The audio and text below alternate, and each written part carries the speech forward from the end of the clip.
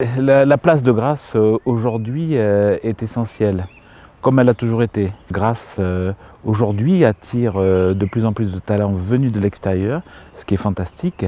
Et Grasse a une place centrale dans le monde du parfum et des arômes alimentaires pour sa connaissance exceptionnelle des matières premières naturelles, de leurs procédés d'extraction, de distillation, etc.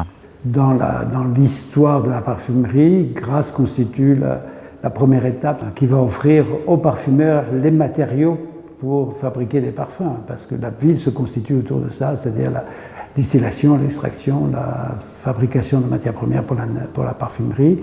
C'est pas là que se fait la création va se faire beaucoup plus tard à Grasse, mais au commencement, on est au 18e, oui, c'est le début de la fabrication, de la distillation de matières premières pour la parfumerie.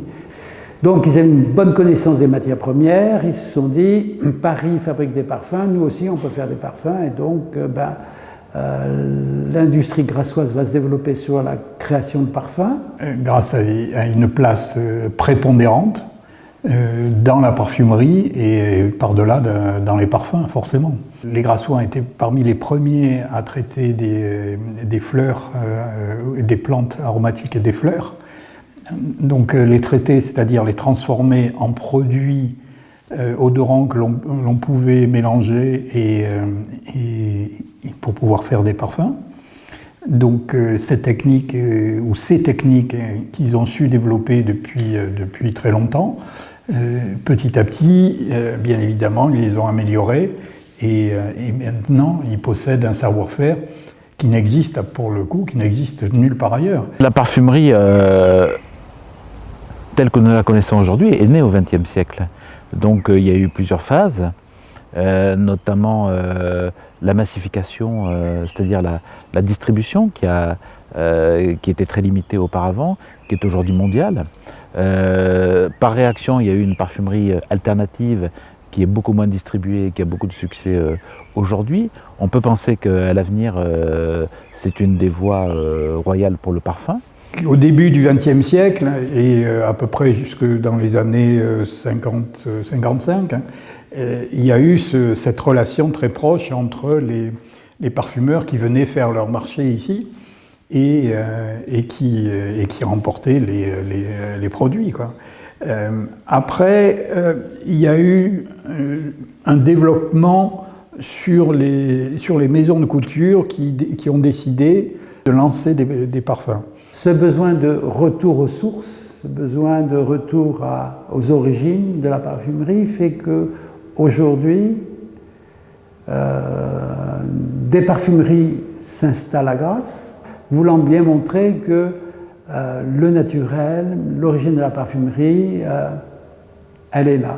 Et cette image-là donne une image d'authenticité sur la parfumerie. Les grandes tendances du parfum ont toujours été créées par des grands parfumeurs qui se sont servis de grands produits, d'abord du jasmin de Grasse et de la rose pour débuter dans les parfums au début du XXe siècle. Ensuite, il y a eu la révolution des aldéhydes avec le numéro 5, il y a eu le chypre, chypre de Coty, Mitsuko de Guerlain, qui influence toujours les parfums aujourd'hui et les parfumeurs. L'édione, qui est un corps floral assez abstrait qui sent un peu le pétale de jasmin mouillé, qui a créé une révolution avec l'eau sauvage. Première note transparente en 1966. Ensuite des notes transparentes grâce aux molécules qui sentent l'eau, avec l'Odyssée en 1992, ou son opposé qui est Angel de Thierry Mugler, avec une note gustative, une note praline, dont on voit aujourd'hui encore l'influence, et de grands produits naturels évidemment, comme la baie rose qui a été découverte, enfin en tout cas créée en essence et disponible pour les parfumeurs en 1995, et depuis utilisée dans presque tous les parfums. Donc à chaque révolution, il y a une découverte, une molécule, un grand produit naturel, mais ce qu'il y aura toujours, c'est le génie des parfumeurs qui saura les assembler pour créer une émotion. Les changements, quand ils arrivent souvent par l'extérieur. Ce qui fait que l'extérieur, ça veut dire soit des législations plus contraignantes, qui fait qu'on est obligé de repenser différemment le parfum. Donc certains produits risquent de disparaître, il faudra les remplacer. La parfumerie, c'est un peu le reflet finalement de la culture que l'on a.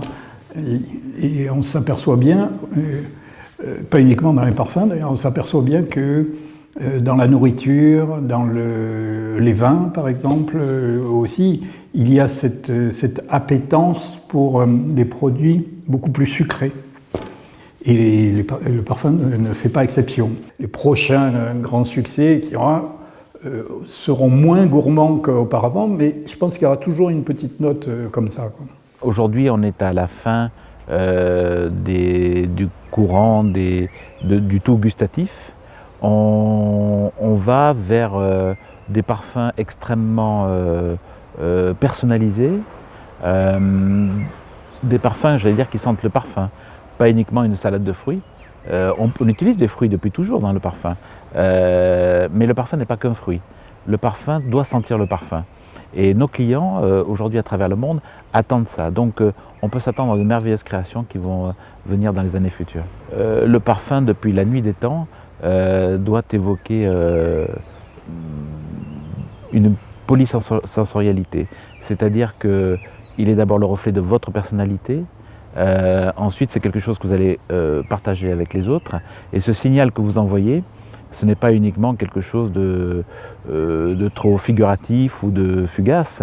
Non, un bon parfum, à l'image des grands parfums de Dior ou de Chanel d'il y a quelques années, doit laisser une signature, une silhouette, grâce à son volume, dans l'air, quelque chose d'inoubliable.